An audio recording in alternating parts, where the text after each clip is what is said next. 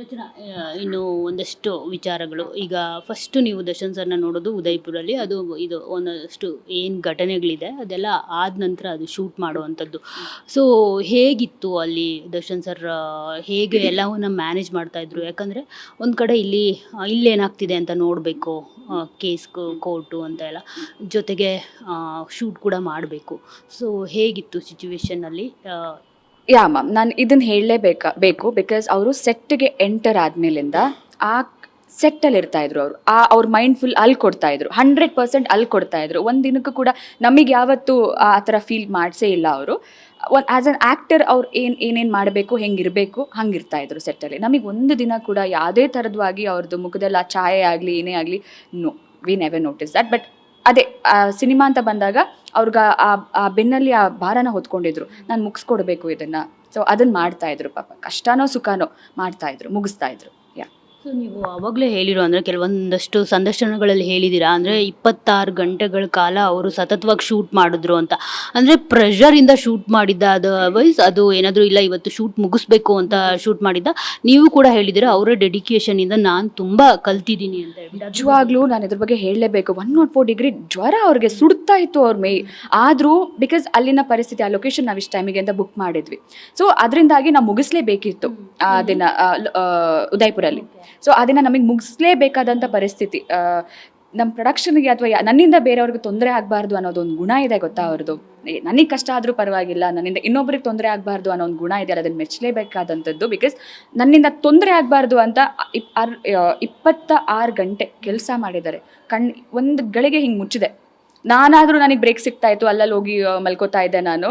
But ಇವರು continuous ಆಗಿ work ಮಾಡ್ತಾಯಿದ್ರು. ನಾನು ಮಲಗಿ ಎದ್ದು ಬಂದ ತಕ್ಷಣ ನಾನು ಹೆಂಗೆ ಆ್ಯಕ್ಟಿವ್ ಆಗಿರ್ತೀನೋ ಹಾಗೆ ಆ್ಯಕ್ಟಿವ್ ಆಗಿರೋರು ಅವರು. ಇಲ್ಲ ಮಾಡೋಣ. ಬಟ್ ನಮ್ಮ ಮುಂದೆ ಹಂಗೆ ಆ್ಯಕ್ಟಿವ್ ಆಗಿರ್ತಿದ್ರು ಏನೋ ಗೊತ್ತಿಲ್ಲ ಪಾಪ. ಬಟ್ ನೆಕ್ಸ್ಟ್ ಡೇ ಎದ್ದೇಳೋಕ್ಕಾಗ್ತಾ ಇರಲಿಲ್ಲ ಅವ್ರಿಗೆ. ಸೊ ತುಂಬ ಕಷ್ಟಪಟ್ಟು ಮಾಡ್ತಾಯಿದ್ರು. ಬಟ್ ಪಾಪ is an inspiration for us. ಅದನ್ನ ಬಟ್ ಕೆಲವರು ಹೇಳೋ ಪ್ರಕಾರ ಇದೆಲ್ಲ ನಾಟಕ, ಕ್ಯಾಮ್ರಾಗಳು ಇದ್ದಾಗ ಮಾತ್ರ ಈ ಥರ ನಾಟಕ ಮಾಡ್ತಾಯಿದ್ರು, ಬೆನ್ನೋವು ಅದು ಇದು ಅಂತ. ಮತ್ತು ಒಂದಷ್ಟು ವಿಡಿಯೋ ಕೂಡ ರಿಲೀಸ್ ಆಗಿತ್ತು, ನಿಮ್ಮನ್ನು ಎತ್ಕೊಳ್ಳೋದಕ್ಕೆ ಹೋದಾಗ ಅವರು ಬೆನ್ನೋವು ಅಂತ ಮಲಗಿಬಿಡೋದು.